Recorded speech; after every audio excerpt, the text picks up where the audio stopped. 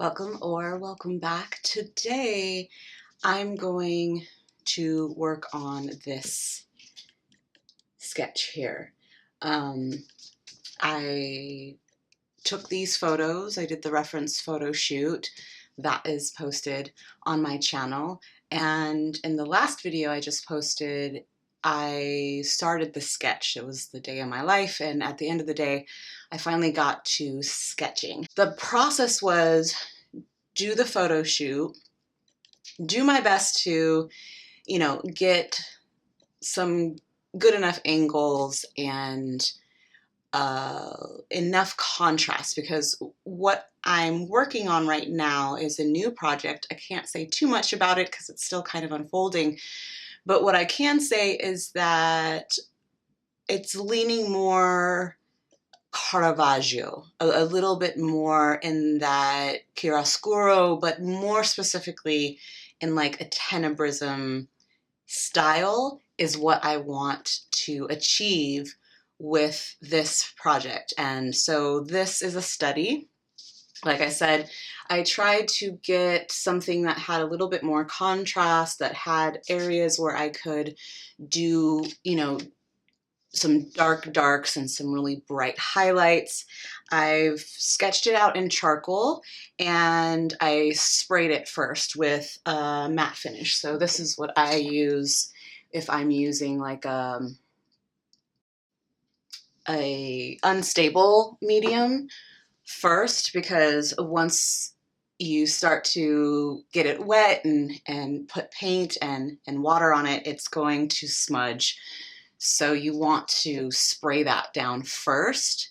Definitely use an acrylic type, either a fixative or like that matte finish. You can even use an acrylic varnish. What you don't want to use is anything oil-based, because then you can't put acrylic over that. So I'm going to start the study in acrylic first.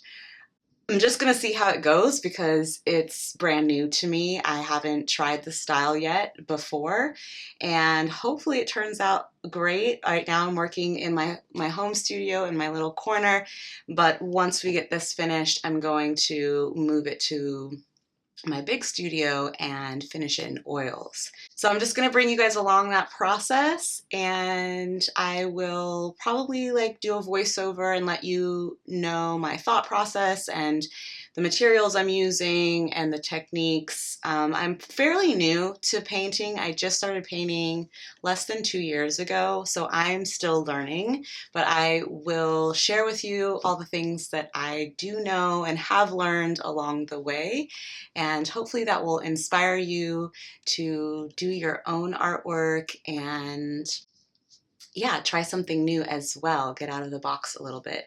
So if you have any questions, comments, or concerns, please leave those in the comments. And of course, like, share, and subscribe if you like the vibes, as I like to say. And without further ado, let's get to painting. Since this is an underpainting and I haven't decided if I'm going to make it monochromatic or use color, starting with a limited palette, transparent red oxide first with a nice big chip brush to just create a wash and kill the white of the canvas, as they say. After that, I am going to wipe out where the brightest highlights are so that those don't get lost. I'm also using ultramarine blue, was going to use alizarin crimson, ended up not using that. And of course, we need just some good old fashioned carbon black, and I'm starting with zinc white because it's transparent. We will use cobalt violet, and we have phthalo green just in case I also didn't end up using that.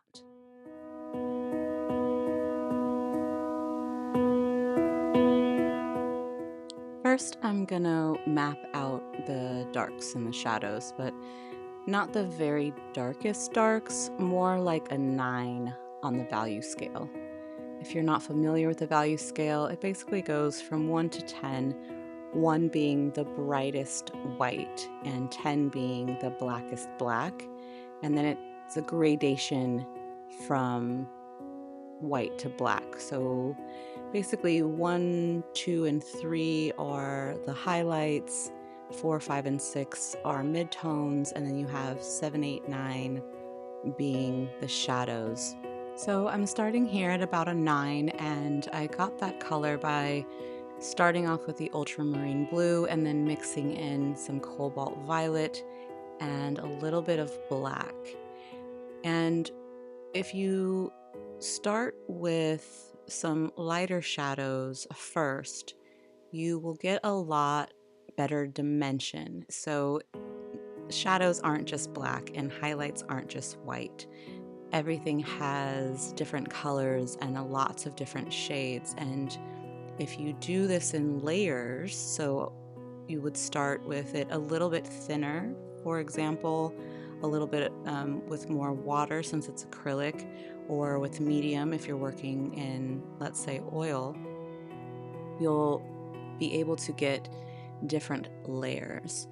And the other thing that's really important to notice is that I'm not just plopping on the dark. What I'm doing is I'm looking at my reference and I'm finding the different shapes, the little tiny ovals and rectangles and triangles.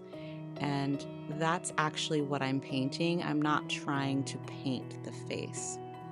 So now I'm switching to the highlights. For me personally, because I come from more of a charcoal drawing background, it's a lot easier for me to render the form and kind of understand what's happening if I do the darks first.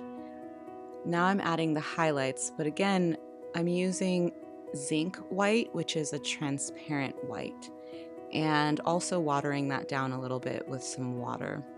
I am using mostly pure white, but I did add a little bit of the transparent oxide into it as well, so it wasn't so stark. And again, I'm just mapping out where the lighter areas of the image are.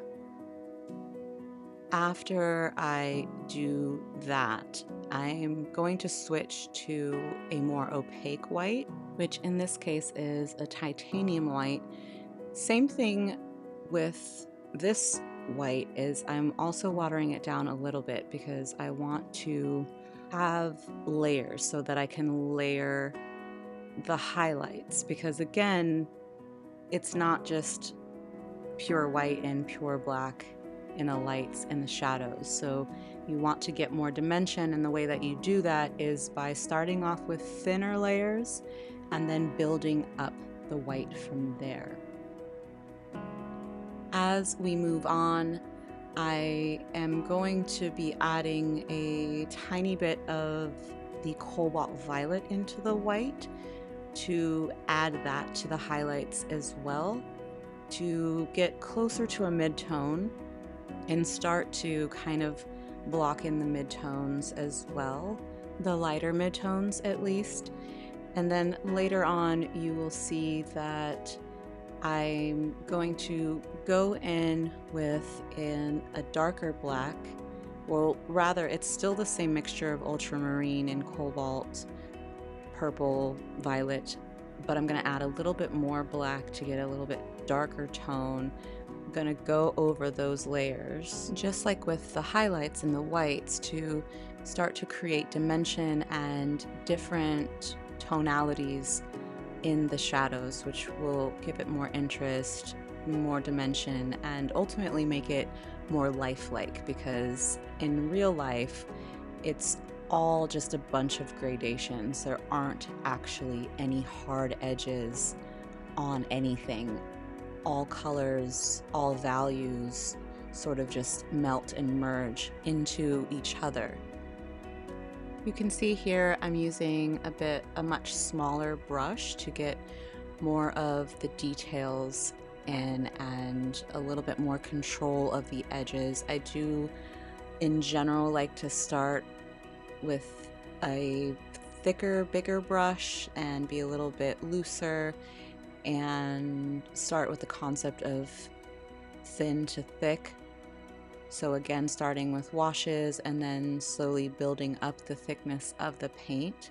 And this really helps to create more dimension and depth that will make what really is an illusion seem more 3D.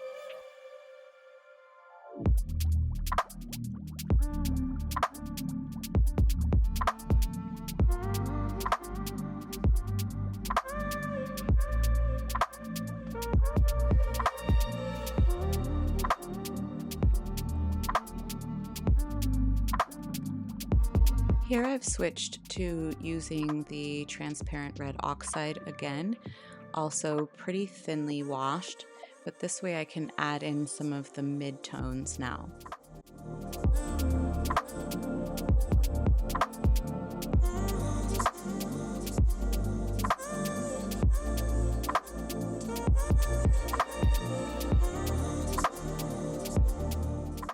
Here I'm once again going back over the shapes that I found in the hair with a little bit of a darker value, building up towards the darkest dark. That way there's the gradations of the shadows. This is also how I personally go about getting the individual strands in the hair to show, is by alternating between the highlights and the darks to thin out the lines. So as you saw earlier, I was putting in the highlights in the hair, but it wasn't leaving the lines as fine as I would like them. So I come back in now with the detail brush and create more of those streaks.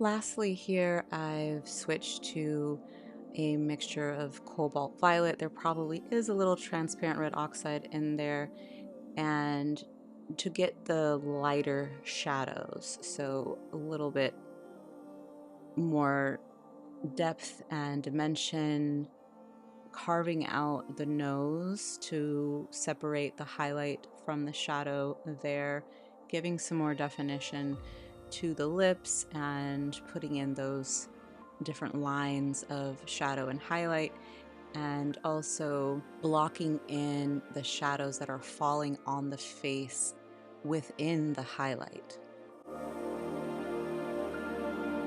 I'm feeling pretty complete with this, as it's just basically going to be the underpainting. We're going to finish it in oils at the big studio, and I will bring you along for that next time. Thanks for watching.